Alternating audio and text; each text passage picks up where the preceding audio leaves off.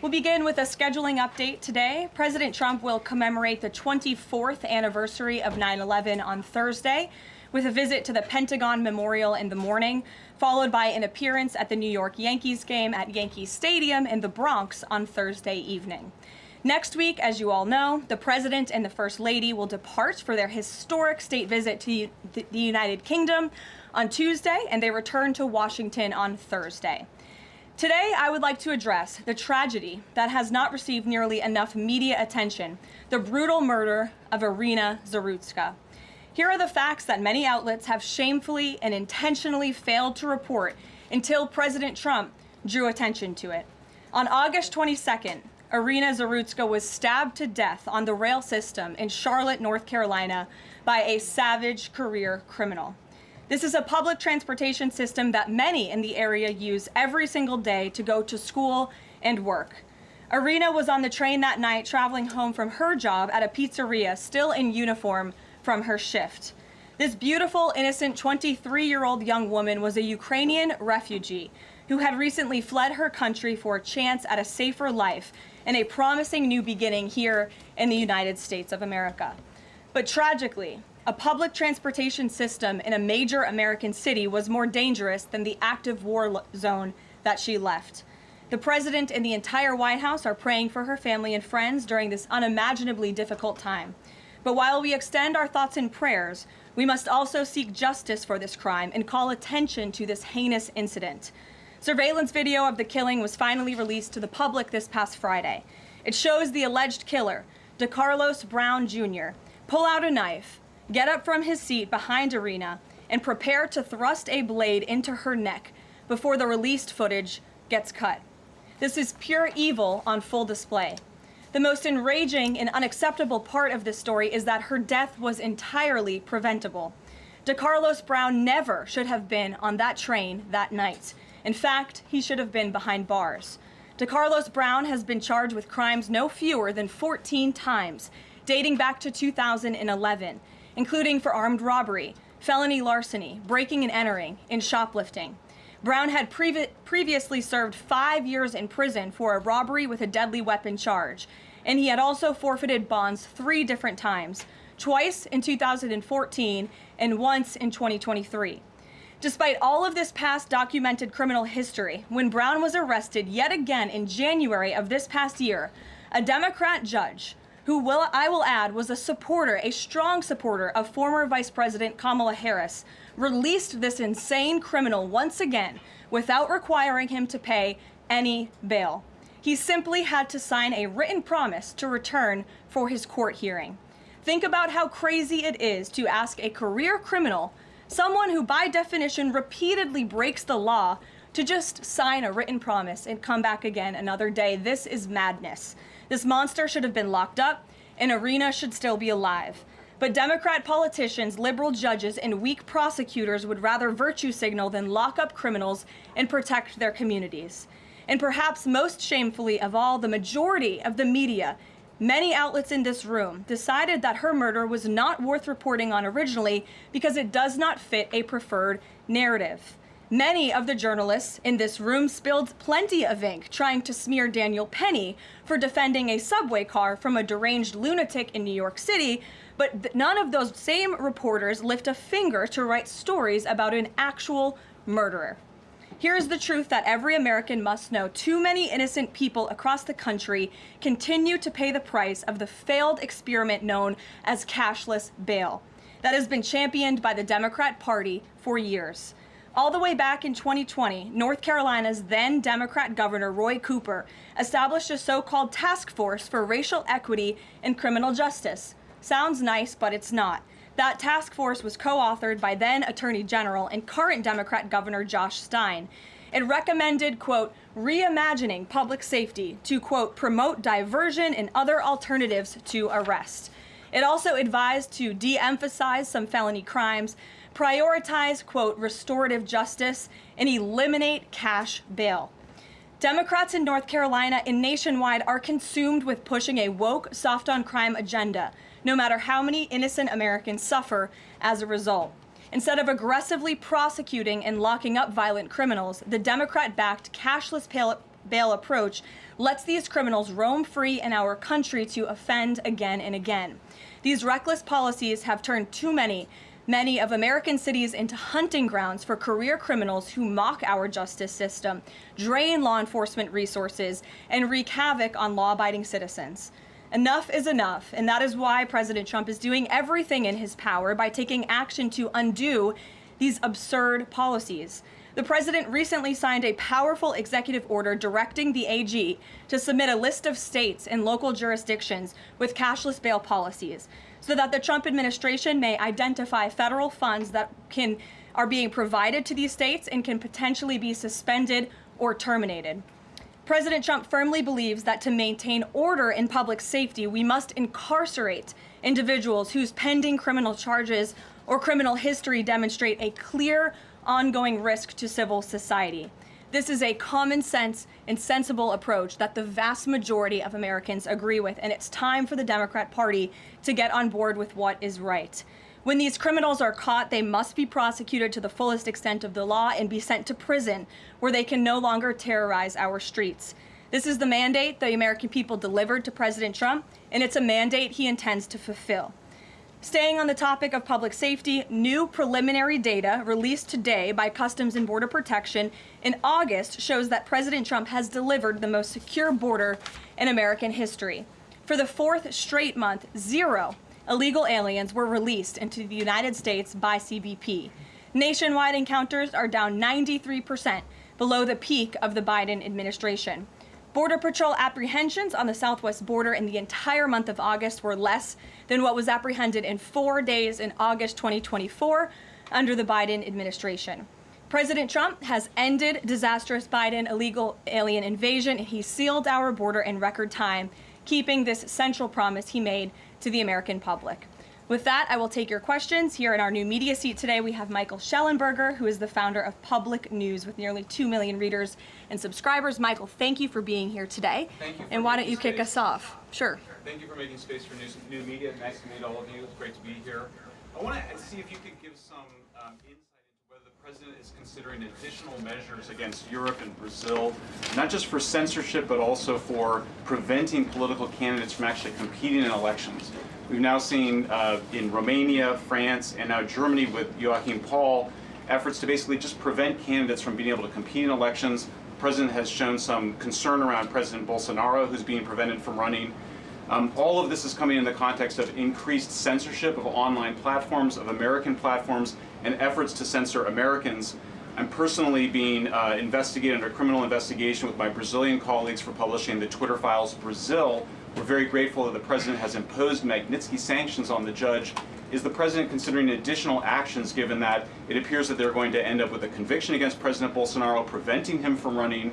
Is he considering doing anything about this crackdown in Europe? I mean, it's shocking to see Joachim Paul, this mayoral candidate in Germany, the criminal indictment against him cites him, quote, saying that he loves the Lord of the Rings as reason why he's an extremist and shouldn't be able to run. So I just wonder if you could speak to that. And again, I'm grateful to be here. Nice to meet you all. And I'm grateful for what the Trump administration has done to push for free speech abroad. Well, thanks for being here, Michael. We appreciate it. Freedom of speech is arguably the most important issue of our time. It is enshrined in our Constitution, and the president believes in it strongly. He himself faced censorship in his road back to this beautiful Oval Office here in Washington, D.C., so he takes this very seriously, as does, I know, the Vice President of the United States and the entire Trump administration, which is why we have taken significant action with regards to Brazil in the form of both sanctions and also leveraging the use of tariffs to ensure that countries around the world are not punishing their citizens in this way. And at the same time, the president is,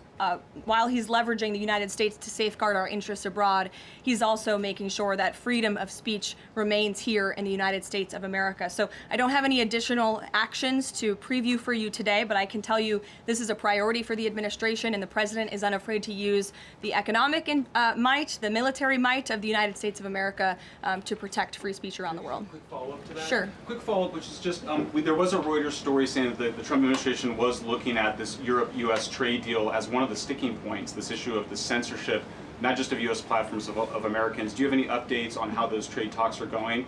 And I also wonder if the president is concerned about NATO membership. NATO membership requires that you be a democracy and you have free speech. Is it possible that some of these actions that we've seen in Romania, France, and Germany would disqualify those countries from being in NATO after this? I have not heard the president discuss NATO membership in regards to this issue in particular, but I have heard him discuss the issue of free speech and the importance of free speech with foreign leaders around the world, including the Prime Minister of the United Kingdom. When we were in Scotland, the president brought this up and how important it is for the Prime Minister to protect free speech in the UK and in various conversations with other world leaders. So he brings it up, and I think the entire world knows that this is a priority for the President of the United States.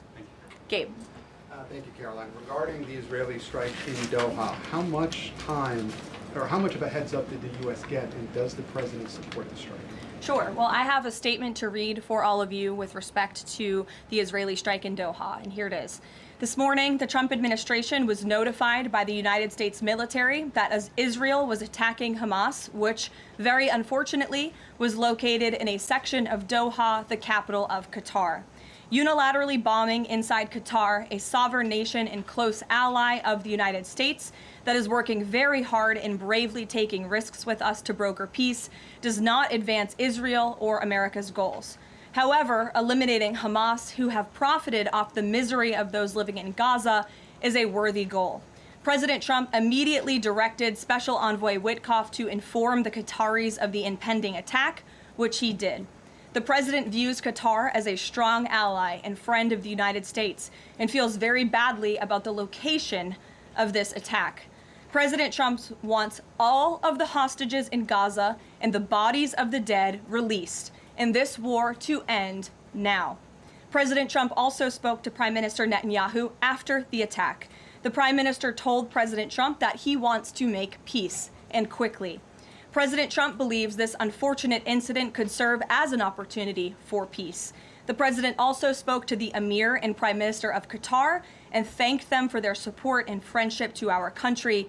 He assured them that such a thing will not happen again on their soil. And to be clear, the president disagrees with the location of the strike, and that he passed that along to the Prime Minister Netanyahu.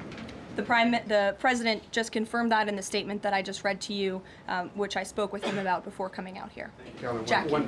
Thank you, Caroline. So is the president upset with Netanyahu now? The president made his thoughts and concerns about this very clear, and he spoke again both to Prime Minister Netanyahu and also the Emir and the Prime Minister of Qatar after this attack. And the president has always made it very clear that he wants peace in the Middle East, just like he sought that and accomplished that in his first term.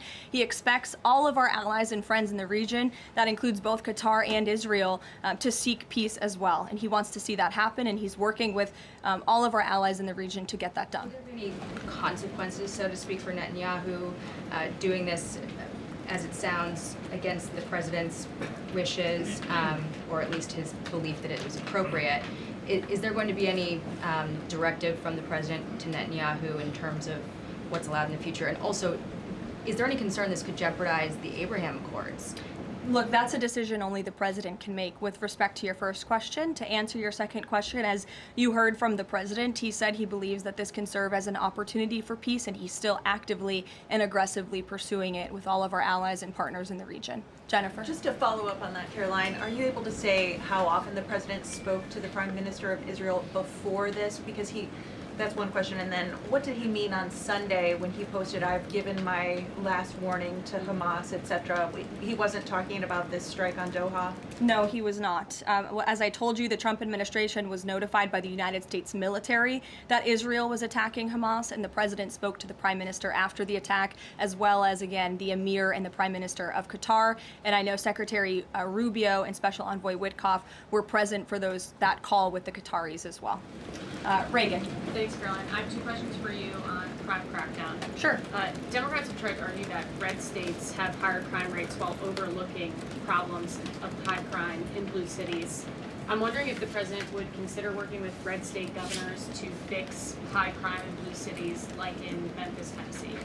So first of all, I want to get to the premise of your question, Reagan, which is being pushed by Democrats, that there is crime in red states. Of course, there is crime in all states, but the crime in these cities is all in cities that are run by Democrats. If you look at the list of the top 20 high crime cities in the United States, every single one, with the exception of one in Louisiana, is run by a Democrat. And these Democrats have supported the same policies that I spoke about at the beginning of this briefing, like cashless bail. If you look at a red state, Mississippi, but a Democrat-run city in that state, Jackson, in 2019, Jackson, Mississippi eliminated cash bail for virtually all misdemeanor cases. And while Jackson is not formally a sanctuary city, the state of Mississippi formally banned sanctuary cities, and this city has acted as a de facto sanctuary city for criminals and illegal aliens since 2017. Same thing, Birmingham, Alabama, a Democrat-run city in a red state. In 2017, the Birmingham City Council unanimously passed a resolution, quote, committing to establish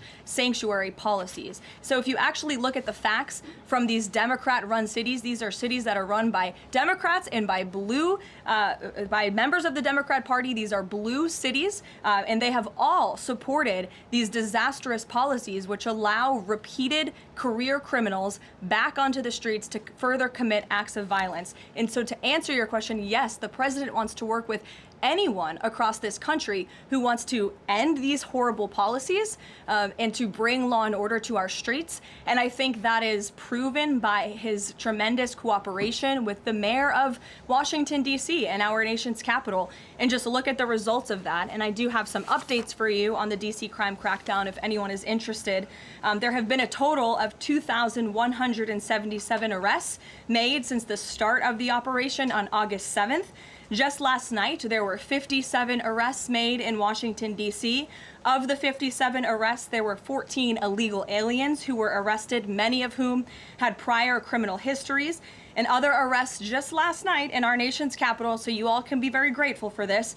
Our great men and women of law enforcement, both federal and local, working together as they should, made an arrest on a warrant for assault with the intent to kill. The subject shot 2 adult males after an altercation.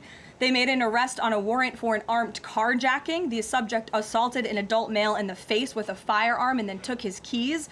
We also made an arrest on a warrant for simple assault and the destruction of property and subsequently charged with second-degree theft. Last night in D.C., there was an arrest for possession of a controlled substance with second-degree theft. There was an arrest for possession of a controlled substance with the intent to distribute. That subject, the person is also a subject of interest in a homicide and a carjacking.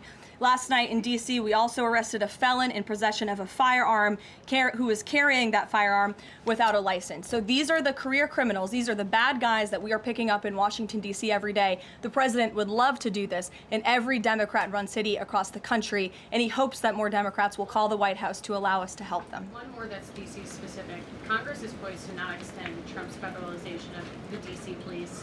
Mayor Bowser signed the executive order formalizing cooperation with federal forces. You just mentioned all the success that the operation has had. Does the White House believe that the Mayor Bowser's action is enough to continue the crime crackdown? We are very grateful for the mayor's cooperation in this effort, and we look forward to continuing to work with her and the Metropolitan Police Department. Bloomberg. Thanks, Caroline. The president says, he plans to speak with Putin soon. Can we expect a phone call between the two leaders this week? I don't have any phone calls to read out between you, the president, and any other foreign leaders. Ed.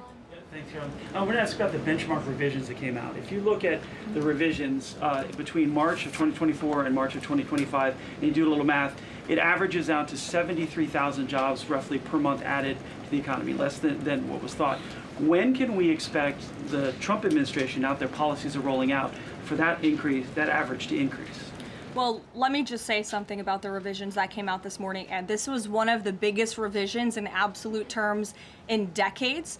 In the benchmark year, March 2024 to 2025, shows that the job growth was vastly weaker during the Biden administration than ever previously reported. Between this revision and last year's, job growth was actually overstated by approximately 2 million jobs. And the Biden administration stood up here and vouched for that data and told you that data was real. And when President Trump calls into question the veracity of that data, like he did before he took the oath of office and even now as President of the United States, States, he was ridiculed for that. And turns out this revision proves two things. Number one, the president was right, and this is why we need new leadership at the Fed. And this makes it very clear that President Trump inherited a much worse economy by the Biden administration than ever reported. And it also proves that the Federal Reserve is holding our monetary policy far too restrictive. Interest rates are too high. The Fed needs to cut the rates because of the mess that we inherited from the Biden administration. Time frame. The president has said a year. Secretary Epstein said maybe the fourth quarter. When can we expect these numbers to increase? Well, first, we need accurate numbers. We need truthful and honest data, which is why the president took the monumental step to try and appoint and confirm new leadership at the BLS so we can have data that we can actually rely on. And that's what the president is doing, and we hope that his nominee will soon be confirmed. Charlie. You addressed the crime of Irina Zerutka, and the president has done a lot to deliver justice for victims of crimes like that horrific stabbing. And the Epstein files are back in the news because a lot of Americans feel that that Jeffrey Epstein's victims never got justice. Does the president care about these victims? Do you think he can does he want to deliver more justice for them, and is he willing to meet with them? The president cares about victims of all crimes, and that's why Republicans in the Trump Department of Justice have done more in terms of transparency when it comes to the Epstein case than any prior administration. And why are the Democrats all of a sudden caring about this? It's because they are desperately trying to concoct a hoax to smear the President of the United States. We have seen this time and time again. Ro Khanna and all of these other Democrats, they could have cared about those victims 4 years ago when Joe Biden was in office. They could have pushed for transparency then. Unfortunately, the Democrats are using victims as political pawns to try to smear and to push a hoax against the President of the United States. And I will get you numbers on the amount of child predators that this administration and this FBI and this Department of Justice have locked up under President Trump's leadership. We have done more than any president to protect victims of crime, especially disgusting, heinous sexual crimes. And that includes the deportation of illegal aliens who are perpetrating these crimes against innocent victims in our country right now today. And that remains a top priority for this administration. Does the president, will he meet with the victims? On the Doha strikes, did the president speak with Netanyahu before they were carried out? Did he urge him to not go through with it, or did they only speak afterwards? Again, I read you a statement. The Trump administration was notified by the United States military that Israel was attacking Hamas. The president directed his special envoy Witkoff to immediately call the Qataris. And after the attack, he spoke to Prime Minister Netanyahu. One more. Behind you. Thank you. Go ahead. About the Epstein case, would the White House support a professional handwriting expert review of the document released yesterday to prove that it's not the president's signature?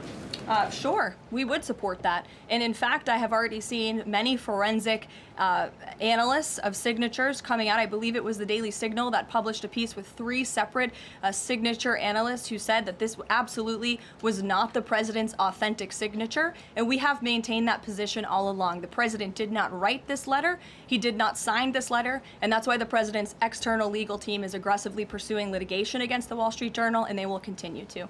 Christian. Thanks, Caroline. Following up on Ed, now that we have these revised jobs numbers, is the president concerned at all that price spikes, stemming from his tariffs through the end of the year might actually be driving the country towards a depression or a recession? What I'm asking is he committed to these policies now that we know how faulty the jobs data was? The president is committed to his policies because his policies are working, Christian. And there have been a lot of people fear-mongering about inflation in this room, but it just has not come to fruition. On a monthly basis, CPI inflation has now come in at or below the market's expectation for 6 consecutive months, every month that President Trump has been in office. Overall, inflation has run at a 1.9% average pace in the president's first 6 months in office. I would have told all of you that in January, you would not have believed me, but those are the facts and those are the numbers. And we also see many other positive signs in economic indicators like real GDP. In the second quarter, it was revised up to 3.3%. That beat the market's expectation. We know there's a capital spending boom right now, which we know is one of the greatest economic indicators of job growth. We know wages are increasing at a far faster pace than they were under the previous administration. addition, we see productivity in the second quarter was also revised up to a strong 3.3%. And total industrial production, factory output also surged. All of this means the economy is moving, people are working, people are spending money. You look at consumer spending, that is also ticking up and in the right direction. And a large part, it's because of the incredible work the president has done in terms of energy and unlocking our energy dominance in this country. Again, these jobs, the numbers from the BLS today prove that the economy was an absolute mess, and we are working every single day to fix it, and all of those indicators I just read for you are positive sign of what is to come. Just one more quickly on Sure, trade, Danny. Caroline. Just wanted to get a bit of clarity on the sequence of events for the Doha attack and the notification. You said that the U.S. military notified, if I got it right, the Trump administration was notified by the U.S. military. That's right. Was the U.S. military notified by the Israeli military, or did the U.S. military detect an incoming Israeli attack on Qatar? The U.S. military notified the White House and the President of the United States. That's all I have to share for you on that, Danny. Thank you. Jeff. Also following up, you said that the president assured the leaders in Qatar that this would never happen again. Did he say that to the Prime Minister of Israel, and did Prime Minister Netanyahu agree to that? The president told that to the emir and the prime minister of Qatar, and the president also overstressed the importance of peace in the region in his conversation with Prime Minister Netanyahu as well. And Prime Minister Netanyahu told President Trump he wants peace and he wants it quickly. That's what the president expects to happen. The president is very clear in the statement that he just had me read, and you will all see it out on True Social very shortly, I am sure. The whole world will see it. He wants all of the hostages released out of Gaza, and he wants this war to end. Those are two clear directives that the president is making very clear for the entire world to understand. Mary. But Qatar obviously has been helping to negotiate these ceasefire talks. Does the president think that Israel is undermining negotiations by striking Qatar? Is he concerned that Qatar's no longer going to want to play that intermediary role? I think the president addressed that in the statement. I can read the whole thing for you again. I think it's very thorough because the president wanted to address all of your questions. We wrote, unilaterally bombing inside Qatar, a sovereign nation and close ally of the United States that is working very hard and bravely taking risks with us to broker peace, does not advance Israel or America's goals. However, eliminating Hamas, who have profited off the misery of those living in Gaza, is a worthy goal. So he answered that question himself. And to be clear, you can't say that Israel informed the U.S.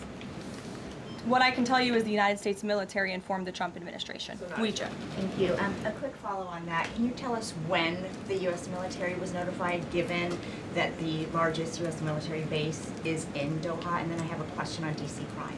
This morning, just before the attack, as I said earlier as well. Okay, thank you. And yesterday, the president spoke about D.C. crime and talked about how there was virtually none. And then he expressed frustration about things that take place in the home they call crime. He said, you know, they'll do anything they can to find something. If a man has a little fight with the wife, they say this is crime. See, now I can't claim 100%. Exactly what crimes was the president referring to? He wasn't referring to crimes. That's exactly the point he was making, Ouija. What the president is saying is that these crimes will be made up and reported as a crime to undermine the great work that the federal task force is doing to reduce crime in Washington, D.C. And I think the president has every reason to believe that, given the efforts of many reporters in this room who actively seek to undermine the president and what he's doing in our nation's capital. We all know that deep inside you all agree with this because you all live here, and I'm sure you are very grateful for the administration's efforts to make the city, which we all reside in, much safer for ourselves and our families. Michael. Thank you, Caroline. Florida Congressman Randy Fine is calling for judges to face consequences if the violent repeat offenders they release go on to commit new crimes. Is that something the president supports? It's not something I've heard the president discuss. You can ask him yourself next time you have the opportunity to. How's that? Caroline, one more question. On Thursday, President Trump will head to the Pentagon and also to New York City in honor of the 24th anniversary of 9/11. Has the president expressed any interest on creating or having congressmen create a new 9/11 commission to answer some of the ongoing questions many Americans have about that day? I, again, have not heard the president discuss that. You're welcome to ask him yourself, but I do know he very much looks forward to going to both the Pentagon and the Yankees game in New York City on Thursday to commemorate the 24th anniversary. As you know, the president is a New Yorker at heart. He loves the city very much. It is his home, and you'll hear more about that on Thursday when the president speaks on this himself. Kelly. Caroline, thank you. I wanted to ask you a question about the president speaking yesterday before the Religious Liberty Commission. As you know, he's created the White House Faith Office, the Task Force on Anti-Christian Bias, and yesterday he talked about the importance of the Bible in America and the importance of prayer in America. Some people have criticized him for that in stating that he's espousing Christian nationalism. Yet the president has called on the American people to band together in praying for this nation for people of all faiths. How important is that to the Trump administration, and are there guidelines for implementing that? Well, last time I checked, it's not just Christians who pray, it's people of all faith who pray, and that's what the president wants to protect, the religious freedom for Americans of all faith. And he spoke about that yesterday, and that's why he was very proud and excited to announce this new initiative, Pray America, encouraging all Americans to pray for our country and the goodness of our country leading up to America's 250th birthday next year. Why don't we take some from the sides? Elizabeth, go ahead. Thank you, Caroline. I have two questions. Sure. First, on prayer again. Is the Trump administration looking for the forthcoming prayer guidelines to challenge existing court precedent on the right to pray in public schools? Well, the president spoke about that yesterday, and some of the changes we are making to ensure that the religious liberties of America's students and our youth are respected in public schools. In fact, he had a young student and invited him on stage to share his story about how when this young boy spoke about biological and biblical truth in his classroom, he faced consequences for that, and how Americans of faith should not be facing consequences for expressing their religious freedom and their religious views. Not in any public school in America should that be happening. You heard the president talk about that yesterday. Sure. Caroline, thank you so much. Regarding Israel attacking Doha, beside a phone call, what was President Trump's involvement in the attack, if any? Look, I don't have anything more to read out for you on this other than the very lengthy and thorough statement that I have shared repeatedly now. Sure. Go ahead. Thank you. After the Supreme Court ruling yesterday on the ICE raids in Los Angeles, some particularly non-white U.S. citizens are saying that they're going to begin carrying their U.S. passports with them at all times. What is the White House's response to Americans who are concerned about being swept up, as others have been already, in these enforcement actions? They should not be concerned, because this administration is focused on the detention and deportation of illegal alien criminals who broke our nation's immigration laws. And the Supreme Court upheld the Trump administration's right to stop individuals in Los Angeles to briefly question them regarding their legal status, because the law allows this, and this has been the practice of the federal government for decades. And the Immigration and Nationality Act states that immigration officers can briefly stop an individual to question them about their immigration status if the officer has reasonable suspicion that the individual is illegally present in the United States. And reasonable suspicion is not just based on race, it's based on a totality of the circumstances to review. And I will tell you, I spoke to our border czar about this morning, when ICE goes out to conduct a targeted operation to deport illegal criminals from our community, they are doing so with intelligence, they are doing so with law enforcement sources, they are doing so in most cases with the backing of local law enforcement who know exactly where these illegal alien criminals and drug traffickers and drug dealers are hiding in plain sight in American communities. And the men and women of ICE are doing everything they can to not only follow the law, but to enforce the law. And it's about time that has happened, because we had 4 years of an administration who completely ignored and evaded our nation's very clear immigration laws, and the Supreme Court has reaffirmed that. Thanks, Caroline. One of the other documents released by the House Oversight Committee contained a photo of Jeffrey Epstein holding an oversized check that was made out to him in the check from the president for $22,000 for a fully depreciated woman. I wondered if the president has any recollection of that, or what you guys make of that photo that was included in those documents. Did you see the signature on that check? It is not Donald Trump's signature. It is absolutely not. The president did not sign that check.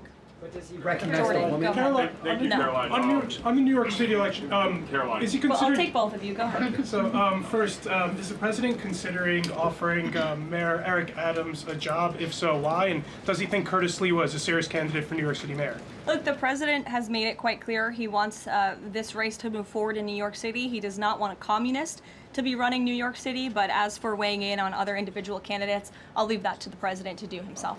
Caroline, and then following up on Reagan's question, many of these highest crime cities in America, they're led by black mayors, including the three that you mentioned, Jackson, Memphis, Birmingham. So given that, what's your response to criticism from the left that Trump is targeting black mayors? Isn't he just trying to protect black people?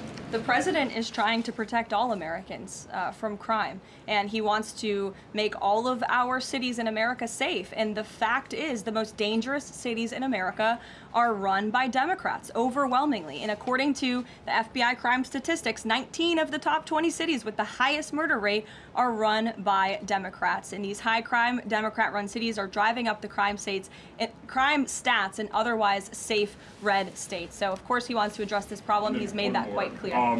Mike Johnson, he came out and said that the president was an FBI informant. Do you know what he meant by that, if it's not true? I can affirm that is not true. I think the speaker was referring to the fact that President Trump kicked Jeffrey Epstein out of his Mar-a-Lago property for reasons the president has already discussed. John. Oh, thank you, Caroline. First of all, as a Washington, D.C. resident with my family, I just want to thank the administration for revitalizing safety here. In the last 3 weeks, it's been stunning. Well, I want to go to Virginia. All of a sudden, out of the blue, Winsome Sears has closed the gap on Abigail Spanberger. Got 4 issues. Coerced abortions in Fairfax County without telling mom or dad, no parents, girls going in boys' bathrooms on film, right? 2 of the young fellows get suspended for complaining about it. Virginia Beach man, an innocent man, is now died in a car crash by a drunk illegal going on the other side of the road, and now you got Spanberger's got these racist signs. When are we going to get the president to make an official endorsement of Winsome Sears and maybe come and campaign in Southwest Virginia? Well, as you know, I'm very limited in what I can talk about when it comes to political endorsements and future elections from this government podium.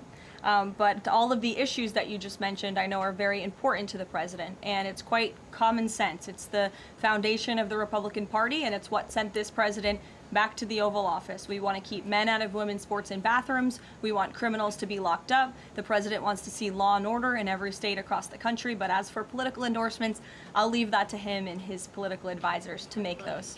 Sure. Haley. Good evening, Caroline. I have 2 questions for you, if it's okay. One on Doha and one on immigration and crime. Sure. On Doha, ahead of the strike we saw today, did the administration at any point try to dissuade the Israelis from the potential for an action like we saw today? Again, I have answered questions repeatedly on this. I have a very lengthy statement which we will release after this briefing for all of you to read and to report on once again. Okay, and then on a case in Maryland, the killing of Dakara Thompson, there are reports that the suspect arrested for her murder was in the country illegally and arrested and released for driving under the influence both in 2022 and in April of this year by U.S. Park Police.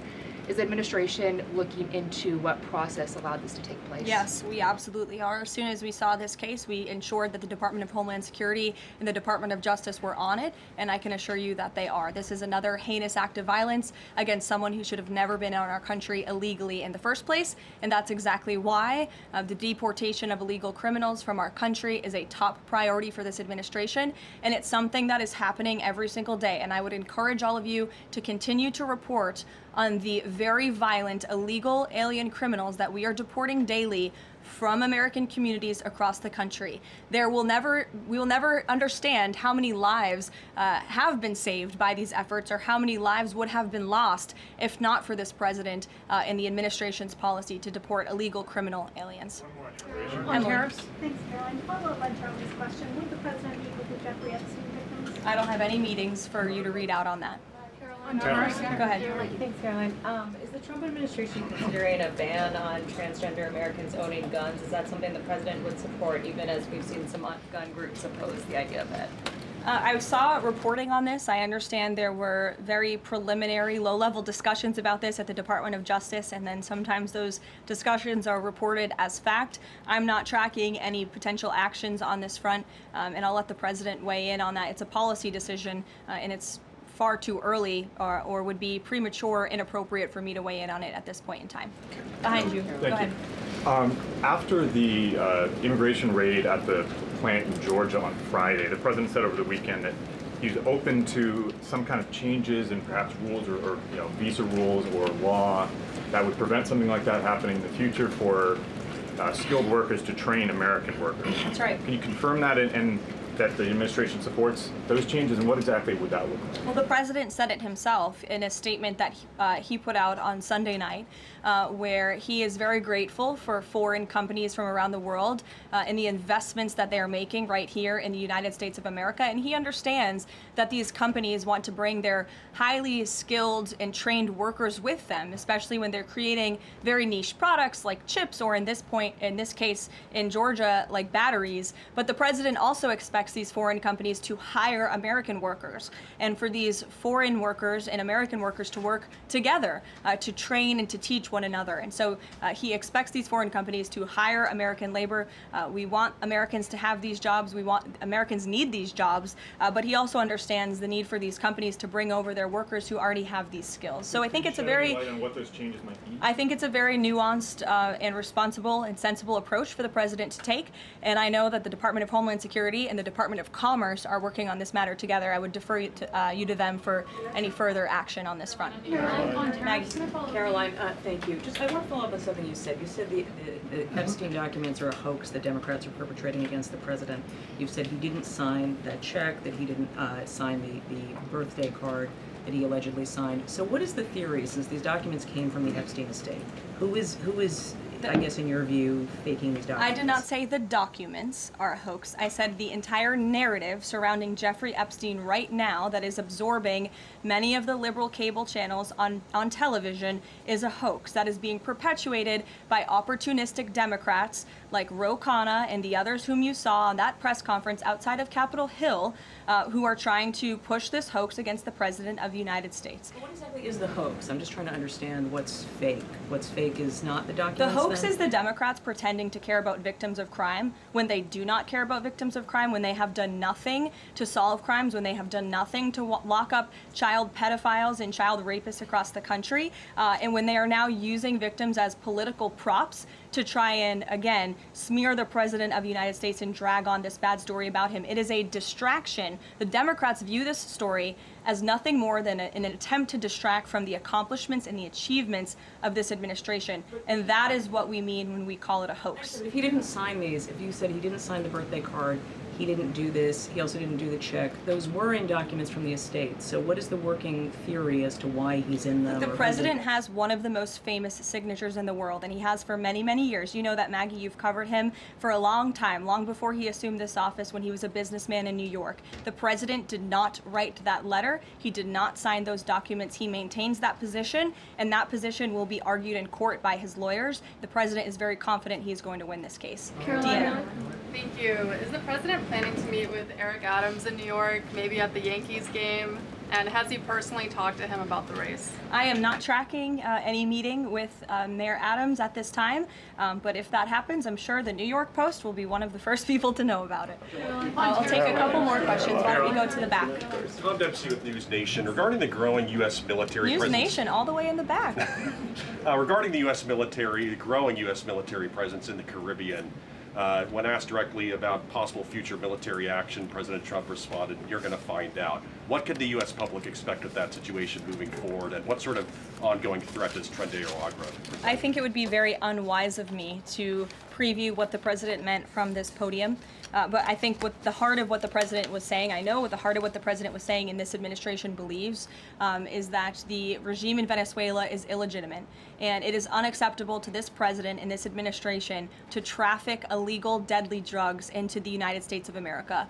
And that's why the president and the administration took very strong action against a boat and 11 narco-terrorists in international waters, as you all saw. I think that sends a very strong message to drug traffickers around the world. The president will not tolerate it, and the amount of drugs on that boat represents the lives of thousands of Americans that could have been killed by that deadly poison, and we're not going to allow that deadly poison to come into our country. The president will be signing a proclamation in the Oval Office later this afternoon, and we will see you all